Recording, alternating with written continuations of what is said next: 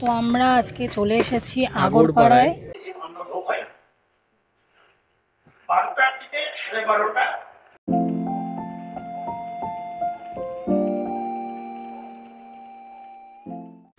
Hello everyone, welcome back to my channel Shuddhatan blogs.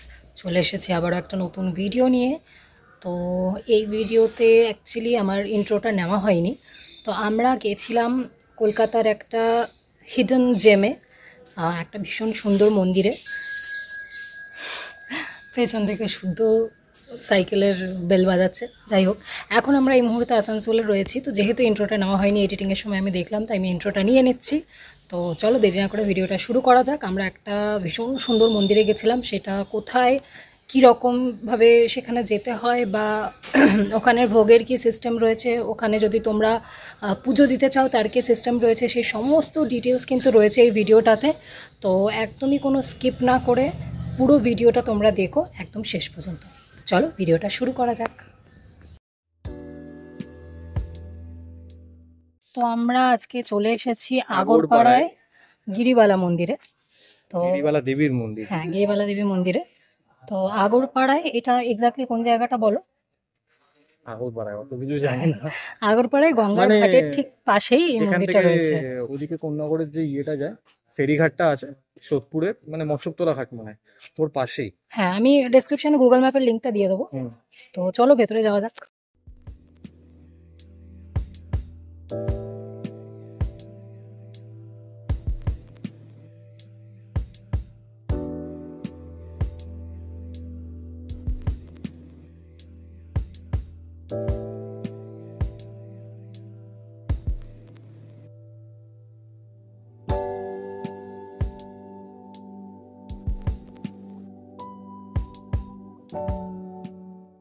তো আমরা এখন চলে এসেছি গিরিবালা মন্দিরের ভেতর। তো চলো মন্দিরটা তোমাদেরকে ঘুরিয়ে দেখাই।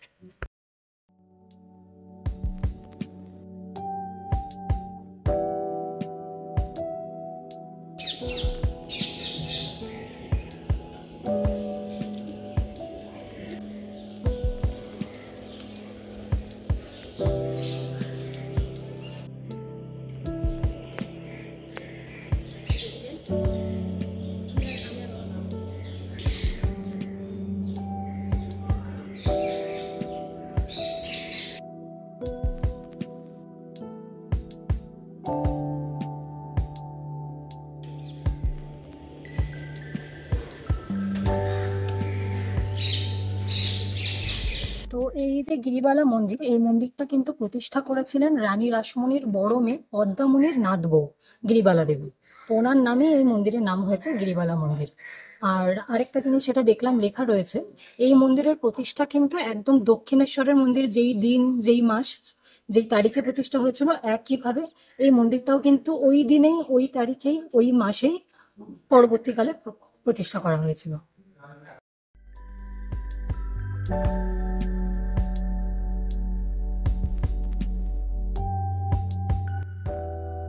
মন্দিরের ভেতরে রাধাকৃষ্ণের বিগ্রহ রয়েছে, সাথে রয়েছেন জগন্নাথ দেব এবং গোপাল। মন্দিরের এই পাশ দিয়ে চলে গেছে ঘাটে যাওয়ার রাস্তা, কিন্তু সেখানে দরজাটা বন্ধ করাই রয়েছে।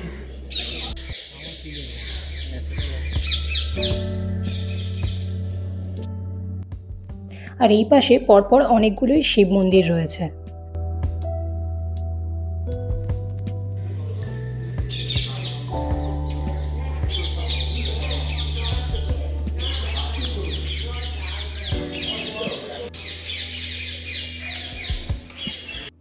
মন্দির চত্বরের মধ্যে যেটা সব থেকে ভালো লাগলো, যে দেখো এখানে বাথরুমও কিন্তু রয়েছে। আর রয়েছে এই সুন্দর নাট মন্দির। এখানে কিন্তু অনেকেই বসে সময় কাটাচ্ছিলেন, তোমরাও কিন্তু নিজেদের মতন সময় কাটাতে পারো। তো দাদা, এই মন্দিরে যদি আসি আমরা এবং যদি এসে যদি পুজো দিতে চাই বা যদি ভোগ খেতে চাই, তো তার সিস্টেম কি আছে এবং একটু আমাকে আর একটু ডিটেলসে বলবেন। 10টার সময় ভগবানের নারায়ণের স্নান হয়, পুজো হয়, পুজো শুরু হয়। এই পুজোটা ঘন্টা দেড়েক চলে। মন্দিরে চারবার পুজো থাকবে, একটা মূল পুজো। এখানে ভগবানের বিশেষ পুজো স্নান হয়। মূল পুজো হয়, 12টার সময় ভগবানের ভোগ হয়, আমাদের মন্দিরে অন্য ভোগ হয়।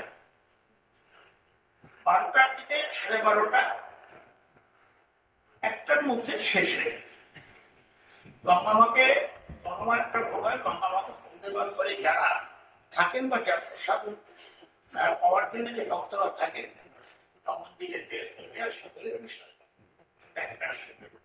তার জন্য একটা কুপন সিস্টেম আছে, সেইটা 10টার মধ্যে এসে সংগ্রহ করতে হয়। সংগ্রহ করলে 5-7 জন 10 জন সদস্য করতে হয়, বেশি হলে আগের দিন করতে হবে। আগের দিন ফোনে করলে ইচ্ছুক তাকে বলে দেবো কিভাবে আপনি অর্থ পাঠাবেন, তার সাথে থাকবেন, সে একটা আসতে পারবেন। আর কুপনের একটু মূল্যটা বলুন। 2 রকম আছে, 100 কোটি টাকা নর্মাল, ডাল ভাত সবজি ভাজা ঘি, চাটনি পায়েস পয়সা আছে 150। সেটার সঙ্গে পনির যুক্ত হয়, পনির যুক্ত হয় সেটা 150। যেটা চায়, যেটার সংখ্যা বেশি হয় সেটাই সে দিবে। কারণ আমার যে যদি আমার মন্দির যেটা আছে আজকে 5 জন বললে আমরা পনির কিন্তু 5 জন সমাজ সেই কারণে আমার নর্মালটা করা। আর যদি বলে 10 জন বলে পনির তো বাকিটা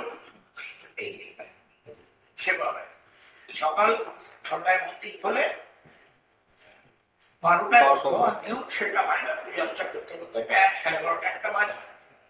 আবার মন্দির যে ভগবান বিশ্রাম থাকে 4টার সময় বা মন্দির খুলবে 8টা থেকে। 6টায় গঙ্গা আরতি, 7টায় সন্ধ্যা আরতি করবে, তারপরে প্রার্থনা সে 8টা বাজে, 8টার সময়। ঠিক আছে দাদা।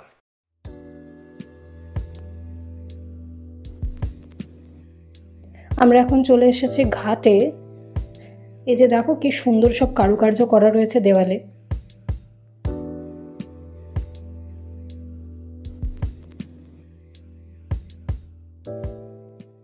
এই যে এই জায়গাটাতে আমাদের গাড়িটা আমরা রেখেছি। এখানের গেট দিয়ে ঢুকেই কিন্তু স্পেসটা রয়েছে, এখানে তোমরা বাইকটা পার্ক করতেই পারো। আর এখানে কিন্তু বসার জায়গাও রয়েছে। এখন বৃষ্টি পড়েছে বলে জায়গাগুলো কাদা বা ভিজে রয়েছে। অন্য সময় কিন্তু বৃষ্টি ছাড়া কিন্তু এলে তোমরা এখানে সুন্দর বসে গাছগাছালির মধ্যে গঙ্গার পাড়ে সুন্দর সময় কাটাতে পারবে।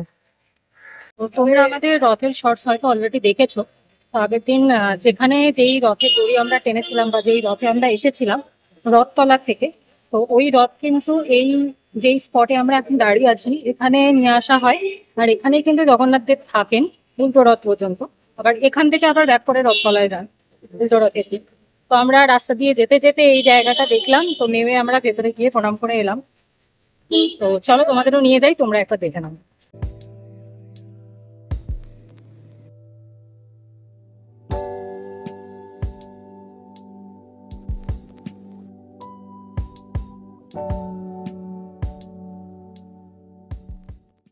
তো আশা করছি তোমাদের ভিডিওটা ভালো লেগেছে। ভালো লেগে থাকলে লাইক, শেয়ার অ্যান্ড সাবস্ক্রাইবটা অবশ্যই করে নিও। তোমরা চ্যানেলে যদি নতুন হও, চ্যানেলটা যদি এখনও সাবস্ক্রাইব না থাকে তো অবশ্যই সাবস্ক্রাইব করে তারপরেই যেও।